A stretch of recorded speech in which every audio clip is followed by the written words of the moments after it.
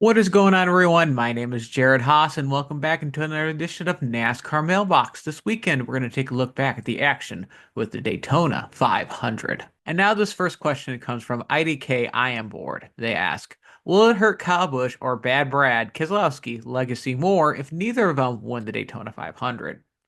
The Daytona 500 is a crown jewel event, and as Denny Hamlin has put it, he would not trade a Daytona 500 win for a championship.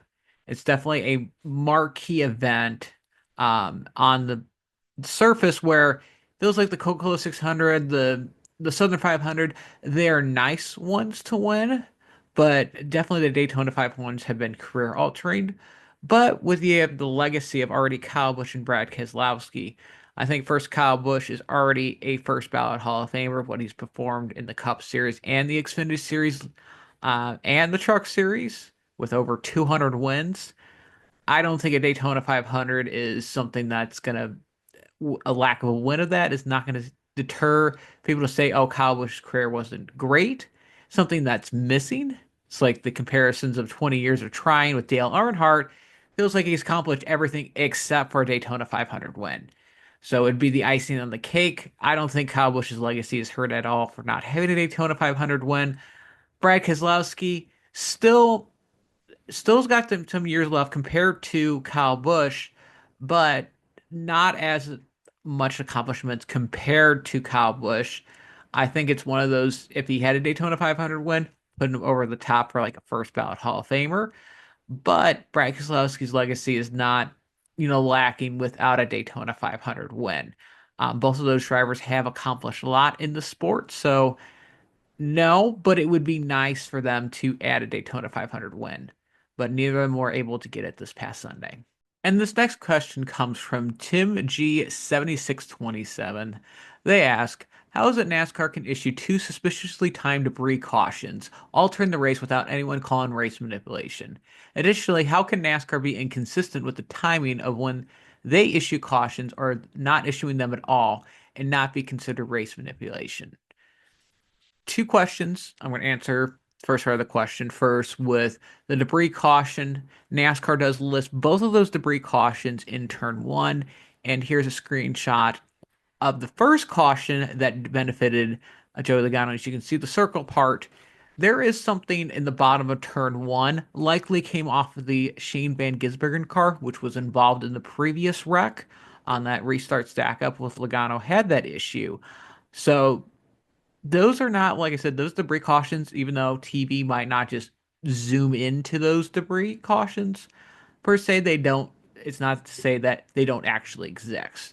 So usually in NASCAR, when they throw debris cautions, I know sometimes in the past there's been that issue with that, but especially in that case with the Logano caution, there was debris that you can see on TV. It was on the apron down on the side, but it's still a safety issue out there having debris, or you don't know what the heck that is, that could be run over by a car. That could cause other issues as well.